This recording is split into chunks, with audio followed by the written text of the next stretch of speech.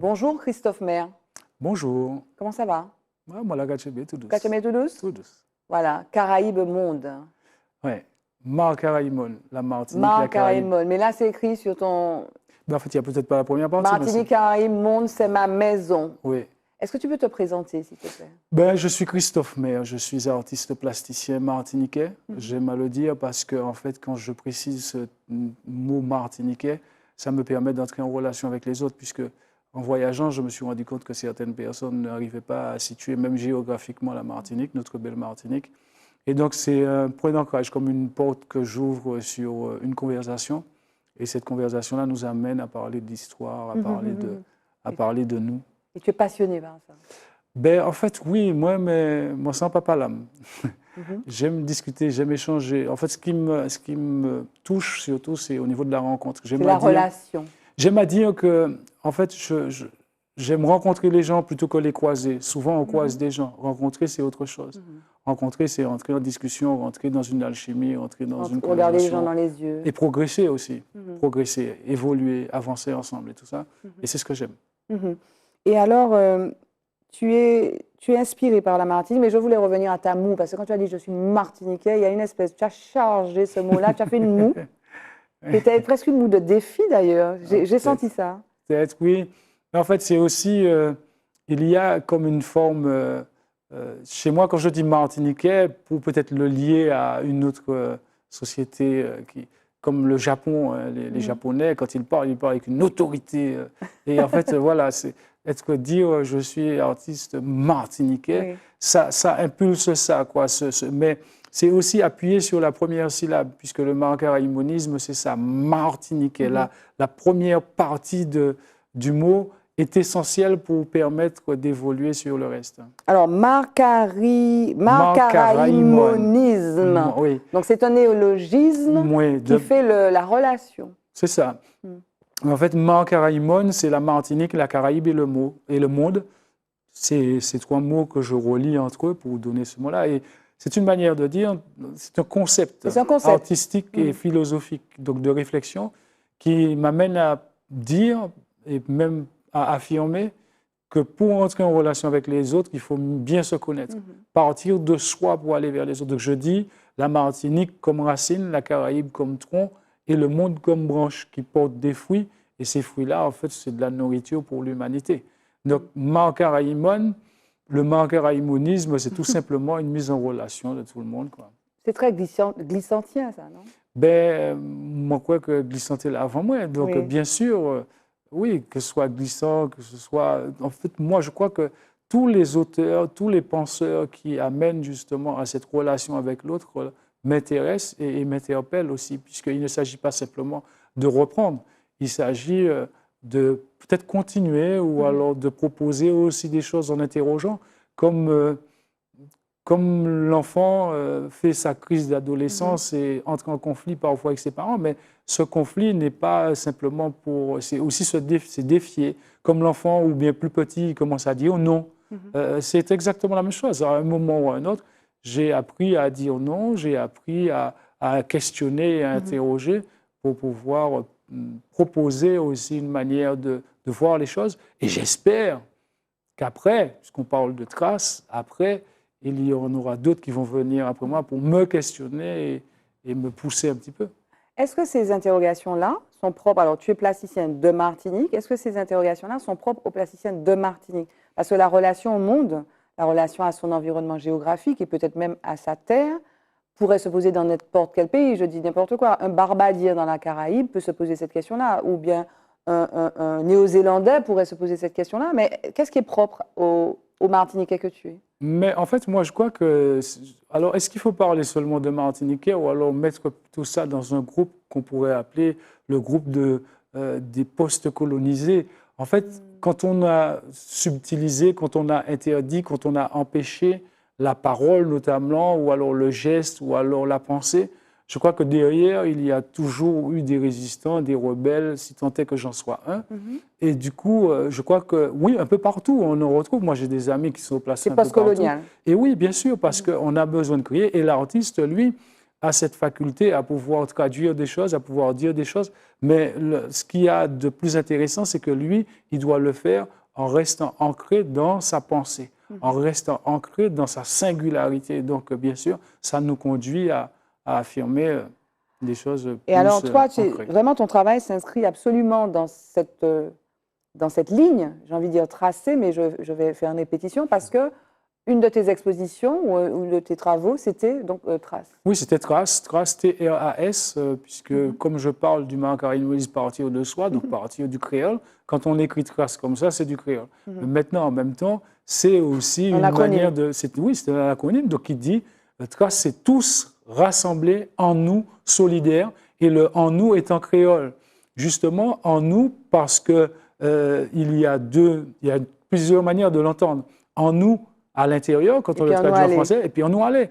Et l'idée, c'est de se dire, Trace, si on est conscient qu'il faille se mettre ensemble, tous rassemblés, et dans la solidarité, ne perdons pas de temps, on nous fait, quoi, on nous aller. C'est un artiste militant politique. M'en pas ça.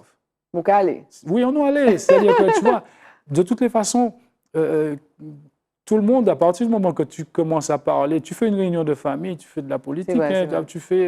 Tu es entre copains dans un bar en train de prendre un pot, tu fais de la politique. Maintenant, il s'agit tout simplement de se dire que je vis dans cette société-là et en même temps, j'ai envie de construire pour ceux qui viennent demain. Donc, il n'y a pas de souci. Ouais.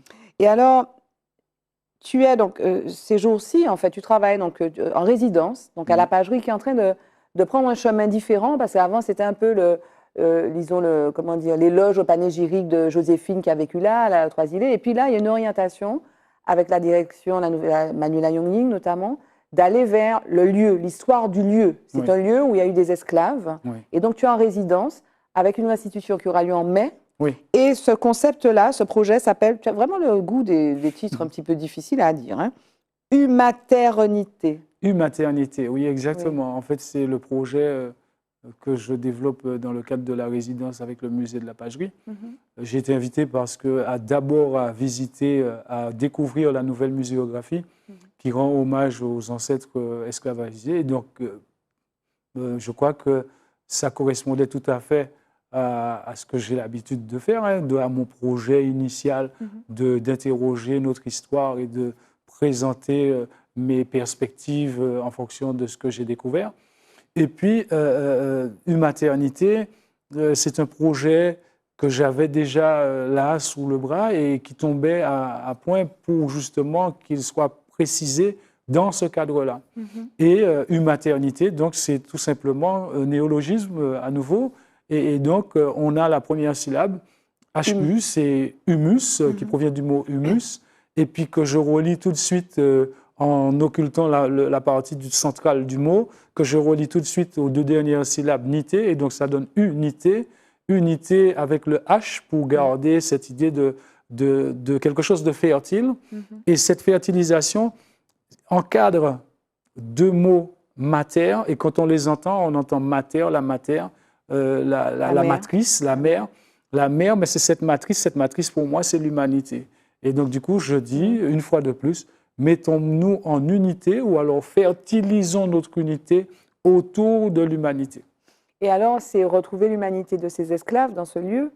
Il y a quelque temps, Manuela est venue nous parler avec Jessica aussi, Pierre-Louis, de Émilie, qui était une de ces esclaves qui avait été condamnée, en fait, donc qui a été jugée pour avoir participé probablement à l'assassinat de Maître. Et donc, c'est ça, en fait, redonner l'humanité à ces personnes dont on connaît peu l'histoire, en fait, et à qui on rend hommage. C'est ça, ces personnes qui ont été invisibilisées, et donc il faut leur redonner une place nécessaire dans l'histoire pour que notre histoire soit complète.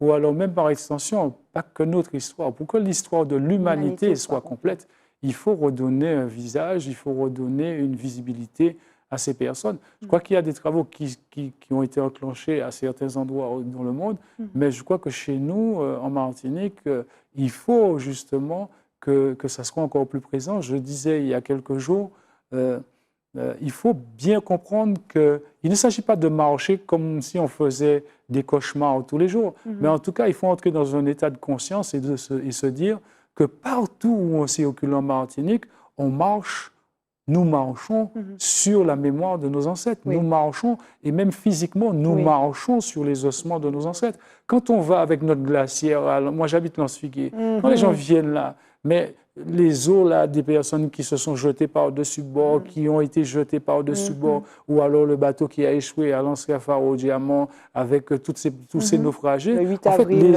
les ossements sont là. Oui. Et donc, du coup, nos ancêtres sont présents autour de nous physiquement et de manière mémorielle aussi. Donc, il faut bien sûr commémorer.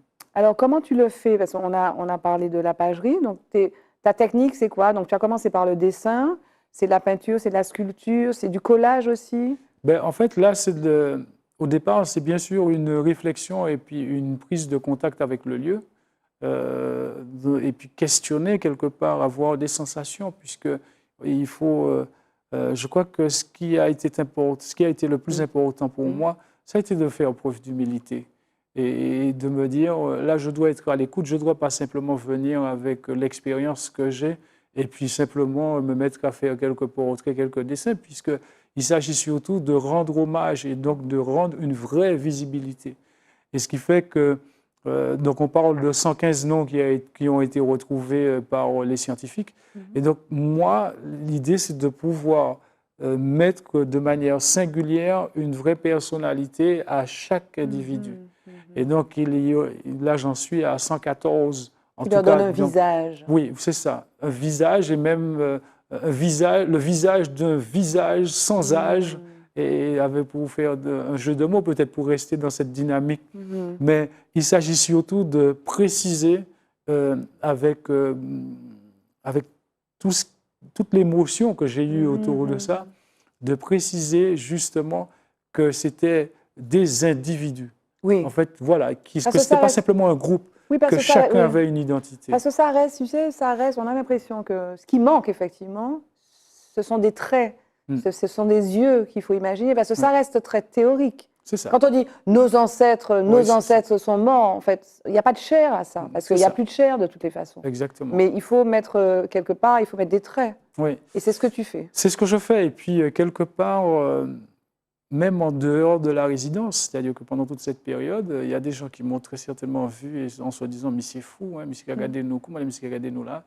Mais en fait, il s'agit justement, je suis entré dans un processus où j'essaie d'identifier mes ancêtres à travers des visages actuels, des visages d'aujourd'hui. Me dire, mais en fait, si je devais représenter une scène vivante de cette période-là, qui je choisirais pour mettre dans cette fresque vivante? Voilà. Et donc, c'est ce que je fais. Et donc, du coup, ces visages, je les capte. Je capte des morceaux de visage que je ramène dans mon travail, que je dessine, que je peins, que je colle, que j'assemble aussi. Et donc, il y a de la découpe avec des appareils, dans du bois, il y a de la sculpture, il y a aussi le mélange, en fait, la mise en relation de fragments de matériaux. Donc, par exemple, je vais assembler de la terre et du bois, j'ai assemblé de la terre et des chênes, j'ai assemblé de la terre et des coquillages, donc des coraux, puisque je parle des ossements, et j'ai assemblé aussi du papier. Voilà. Donc là, tu travailles, en fait, sur ces noms, sur ces personnes. Finalement, tu te mets peut-être à leur place, tu tentes de les voir, de les apercevoir, de les regarder dans les yeux. Comment on peut rester tranquille? Comment on peut ne pas avoir une forme de rage, quoi? Parce que tu es dans l'hommage, mais tu plonges dans une histoire qui est une histoire douloureuse aussi. On parle de l'esclavage, on parle de gens qui ont été niés dans leur humanité. Oui. Comment ne pas avoir la rage et puis la rancœur, quoi? Mais en fait, premièrement, comme je l'ai dit, je chausse mes baskets. Oui, en fait, il faut que je transpire, il faut que je cours. Après de longues journées de réflexion et puis de réalisation, de création. Mais il y a aussi le fait que, quelque part, j'ai commencé ce travail-là il y a très longtemps. Et donc, j'y suis déjà allé dans cette fosse-là. J'y suis déjà allé dans cette cale. J'ai déjà pensé à l'arrachement. J'ai déjà pensé, aujourd'hui, ce que je retiens en tout cas de ce qui s'est passé, de ce que j'ai vécu là dans cette expérience-là, c'est que je n'avais peut-être même pas pris la dimension et la portée et la force de mes ancêtres. Parce qu'aujourd'hui, en fait, ils ne sont plus seulement des héros. Ce sont pour moi des trésors, ce sont pour moi des pierres précieuses que je garde. En fait, voilà, comme si c'était des colliers avec des amulettes. Je disais à ma fille de 7 ans, en fait, aujourd'hui, j'ai l'impression de pouvoir faire appel à mes ancêtres comme dans les debugs pour choisir une amulette pour pouvoir me sentir plus fort. Et donc, au-delà de la souffrance, franchement, je n'ai pas de haine, je n'ai pas de colère, bien au C'est contraire. plus fort. Et je crois que c'est pour ça qu'il faut faire le travail, justement, le travail scientifique qui a été fait à la pagerie, le travail aussi artistique que je mène. Et il y a aussi donc la nécessité d'aller et de présenter l'histoire, de présenter la réalité de l'histoire à l'humanité pour qu'on puisse avancer. La suite, c'est quoi?